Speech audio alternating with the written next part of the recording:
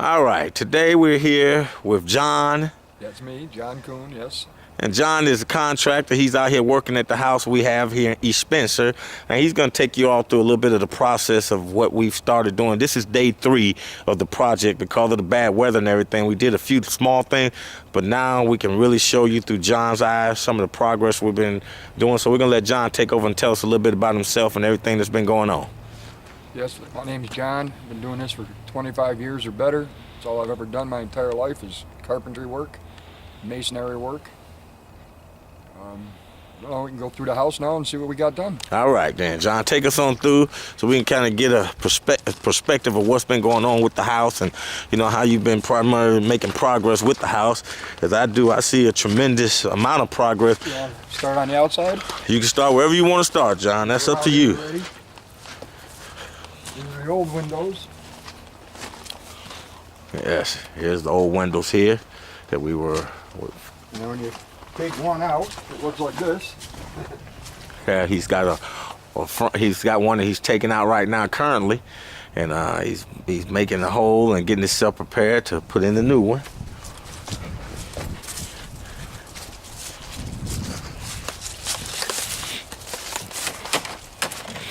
And that's what the new windows look like. And that's a new window put in looks like. What's the process in this, John? Pretty much. What does it entail putting in new windows? It takes about two and a half hours to do one window. Okay. By the time you take the old one out, frame a new one in, put the window in, and now we got to fix the siding on the top. That's correct. Hardy board and frame around the outside of it yet to make it finished look good. Here's my question. What's the value add to actually putting in new windows? Because, you know, a lot of investors, they're under the assumption if they go in the house and the windows don't have any holes in them, they look halfway decent. But, you know, those older windows, they kind of seep air and, you know, the old candle by the window routine. So give us a little bit of what it takes, you know, as far as, you know, when you come to a house like this one and the windows, let's say they didn't have any holes in them or, you know, anything like that, but they were just old and you can tell they were old. What's your suggestion as far as do you leave them in? Do you take them out? I'm under the assumption I take all my windows out, put new windows in because the value add to the house. Not only that, as far as your heating and air bills, it really would save you tremendously amount of money on that. That's the biggest reason why you do it right there, because of the heating and the air. And the windows themselves now are, what's that called in between them? Like vapor lock, not vapor lock, but I forget what that's called in between them now. Okay. That's what helps hold the cold out and keeps your air conditioning in. Okay. Keeps the cold out, and it's just tremendous better. They're just a lot better than. Well, I can just say myself looking at this, I was real despondent. Like, man, as soon as I get these windows in, it's gonna make the house look 100% better. And already I can just see that, you know, with the one window in and the rest of them, you know, pretty much going in sometime this week here, it's gonna just make the house look so much different just with the windows in there. And, you know, I know there's a lot of things that people don't understand, and that's the point I'm trying to get to them, that when you go to a house, you look at the house through the eyes, not of today, but as of tomorrow, as you're looking at this as saying that, okay, yeah, if I don't change the windows today, let's say you get somebody in the house and then they start saying it's cold and situations happen. Yes, and it's always, a lot of people wait to the last, you know, after they get everything else, the little things done, then the person moves in and they start saying, well, you know, it's cold in here, the heating bill is high, and that's one of the number one things. That's why I tell people when you look at things, start from the top. Go from the roof to the windows and work your way down. Right. And that's my philosophy, but, you know... They're maintenance free, too. Now there's no more painting and scraping and caulking the windows and all that. They're maintenance free. They're a lot better. Yes, and that's good. Now, if you'll just take us through the house and show us some of the other things that you've done over the last couple of days. And I have to say this myself, John is one of those type people, he's pretty much come out. You know, you don't have to tell him after you've talked to him and pretty much give him a layout of what your vision is and what you want to do. John just comes out and executes it. And those are the kind of people that you want to be able to work with you and for you. That you don't have to stand over them and babysit them and kind of, you know, understand that if you're not here for whatever the reason. He's fixed the door here that was off the hinge here. He's straightened out the little entranceway here. He's done a lot of good things in the house. And I'm gonna let John give us a little walkthrough on some of the things he's done. We re-drywalled that wall because there was holes in it. Okay. Getting ready to do the ceiling. I had to pull the stuff off the ceiling to be drywall on that. That's gonna be re-drywalled. Okay. In the kitchen, out the old cupboards. The new cupboards are laying here. They got to go in yet. Okay. The back hall. Started doing some drywall work. Okay.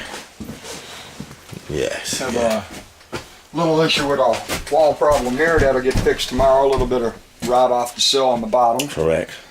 And a lot of times, as you were telling me, explaining to me, we thought that there was a little lump in the floor. Can you explain that a little bit? Yes, we thought the floor joist let go. So I crawled underneath the house. And on their further inspection, we found out that the sill is rotted out. This is where the washer used to be.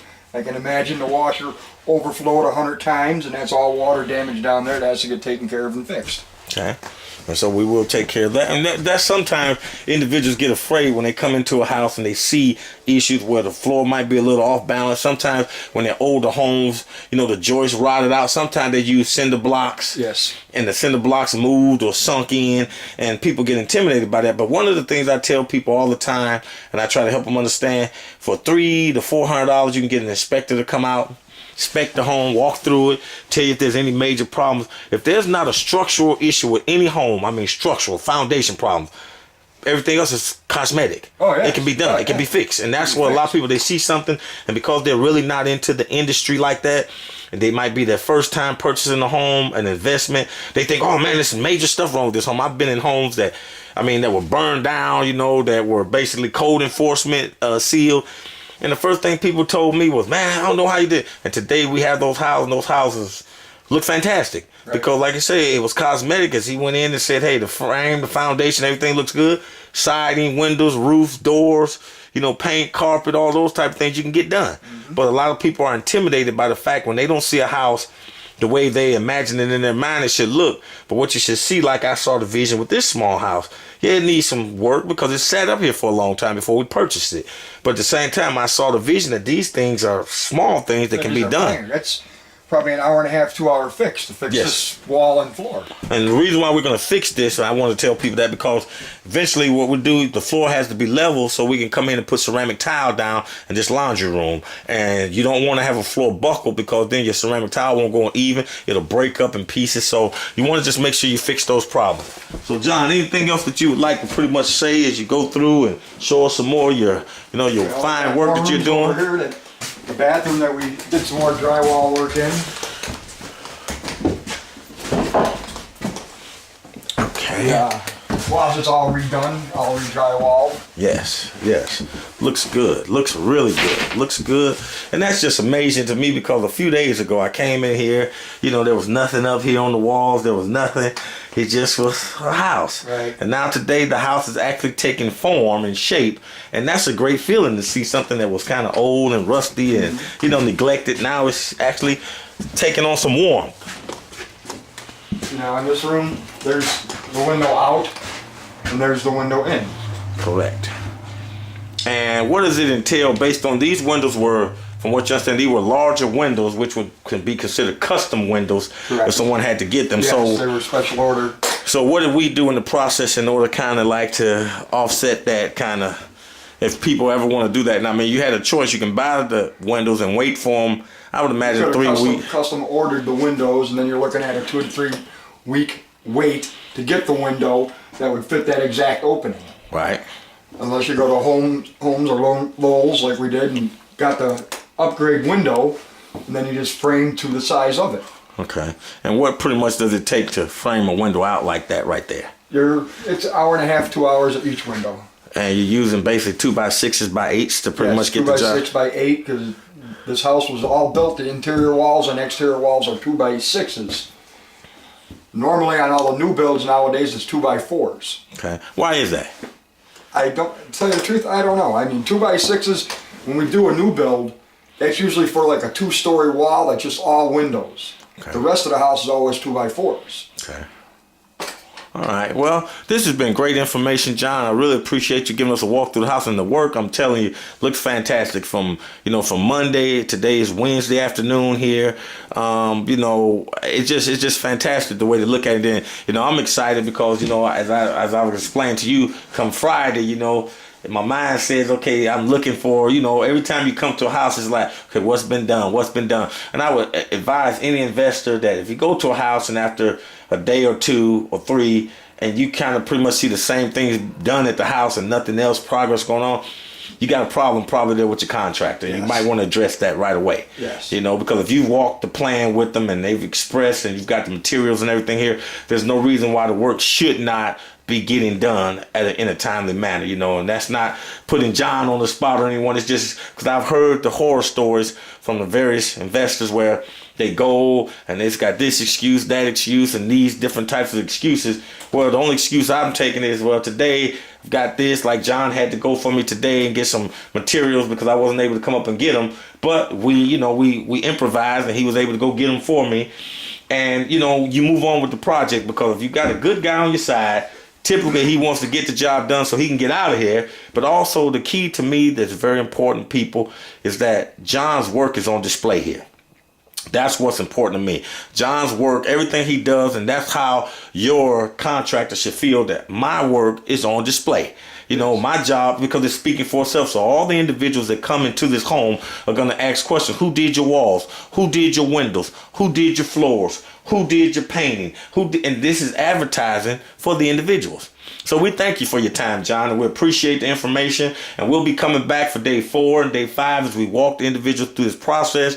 And we're just going to walk the house again a little bit without John here and just look at some of the work that he's done. And just, you know, like I tell the individuals, if you have any questions or comments in regards to the work that was done or is being done, that you're currently working on the house and you needed something done and you had a question, well, take a look at this. And like I said, this is a small home, but, you know, like I tell people, I love the smaller homes. I love to take something that's pretty much ugly and make it pretty again so people can say, wow, you know, I can't even remember how that house looked.